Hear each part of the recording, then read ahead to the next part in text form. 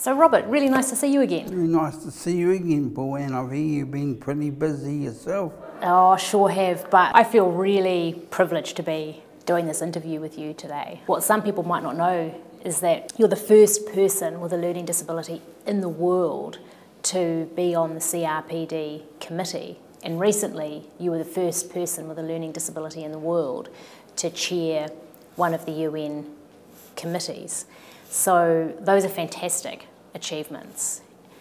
So tell us, Robert, how you came to be on the CRPD committee in the first place. It was kind of like speed dating, basically. I interviewed probably about 70 odd countries from around the world, and of course we had, you know, New Zealand chocolates and New Zealand flag, but of course our friends from South Africa wouldn't accept them, of course, because we were rugby nations. Yeah, and I told people what I've been doing and, you know, how important it was for people with intellectual disability or learning disability in New Zealand to be represented at the table. So you recently had the opportunity to chair the CRPD committee meetings. What was that like? And when the lady asked me if I'd like to chair, I thought, God, gee, I don't know if I could do that, but then I looked at Alexia and I said, I think I should try and actually, you know, I mean, yeah, if you don't try, you don't know if you're going to succeed or, you know, I think that's, and it's actually pushing the boundaries, and I think that's what I did. Why do you think it's really important to have people with a learning disability on the CRPD committee? Why have a disability convention when you don't have one disability that's actually, you know, been around for a long time, not part of it? That means a whole group of people are missing out. So tell me a little bit more about how you've been helping other committee members to understand things from the perspective of a person with a learning disability, what things they have to take into account when thinking about how other countries are going in advancing human rights for disabled people. Well, I think the sad thing is sometimes I might ask countries questions, but they don't answer the questions.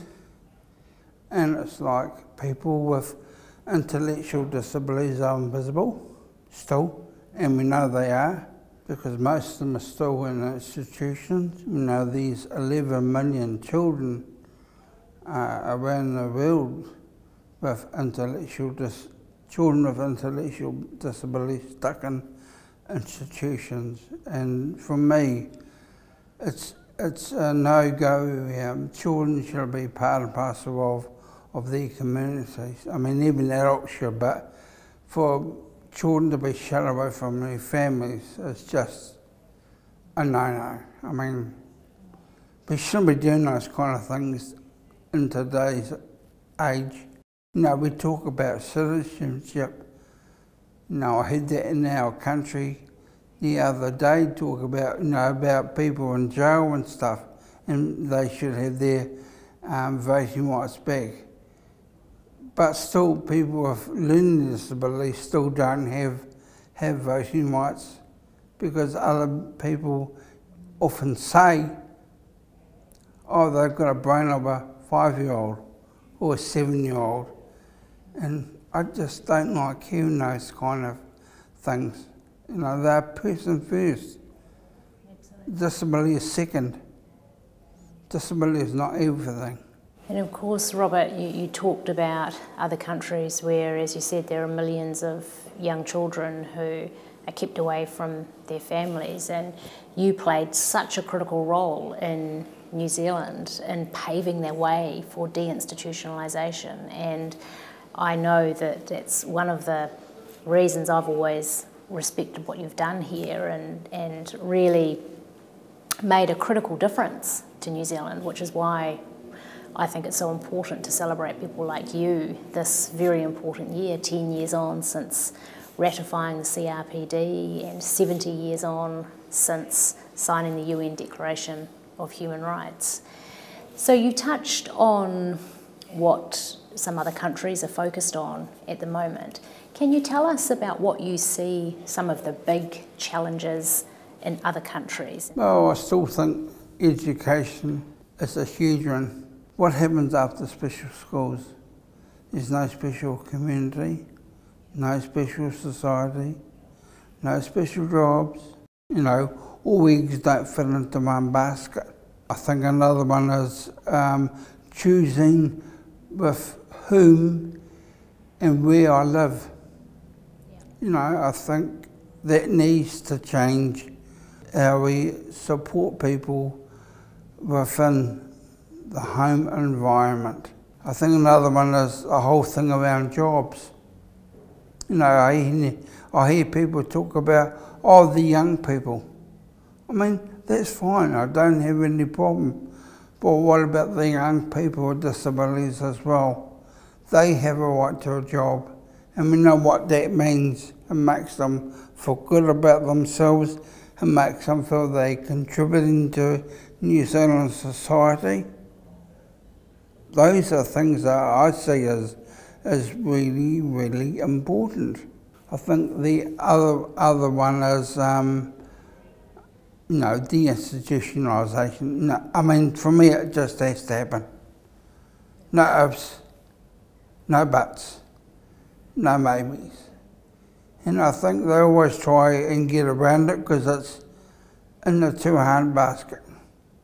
Well, if we don't do it, it will never get done. So there will be plenty of other New Zealanders with a learning disability, Robert. If they want to get involved in advocacy and do some of the work that you've paved the way for them to do, what advice would you give them? How do they get involved? Go to People First groups or go to other organisations that support your organisation and get involved. You know, don't wait to sit back and let the world go by, because I mean that's what I did as I got involved, because I saw a need. I saw, you know, a need that people with intellectual disabilities weren't involved in. Now look what's happened. And I think one of the really critical things I say here too, Paula, is, you know, I might be the first, but I certainly don't want to be the last. Absolutely. Robert, thank you for your time today. You've been an incredible advocate for New Zealand and paved the way for so many people to come behind you. And I think we've got a long way to go to achieve equality for disabled people in New Zealand. Each generation has its role to play, and the work that you've done and continue to do, the work that I do, hopefully paves the way for future generations. And I look forward to continuing to work with you, and thank you for everything that you do. But the thing is, Paul, is we can never do things alone. We all need each other. We do. I think that's a really important thing that we've seen in New Zealand now from the whole disability sector, is we all need each other. You know, we can't do things in isolation.